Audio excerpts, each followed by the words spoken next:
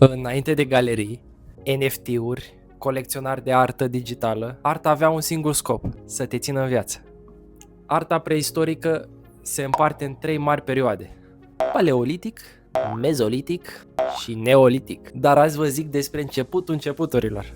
Paleolitic, adică momentul ăla în care omul a decis că vrea să lase ceva în urmă și a desenat un bizon pe tavan.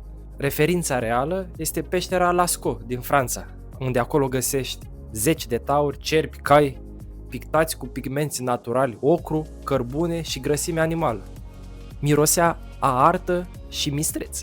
Nu existau curatori, doar vraci, nu existau expoziții, doar ritualuri și totul era despre magie simpatică. Ideea că dacă desenezi un animal, îl controlezi, îl chemi, îl vânezi. În loc de semnătură, pictorii își lăsau amprenta mâinii pe pereți. Altele, surpriză, sunt de femei și adolescenți și nu putem uita de influencerul vremii, cea mai faimoasă, Venus din Willendorf, 11 cm de fertilitate intensă, nici o față, doar forme, probabil dusă din mână în mână prin triburi.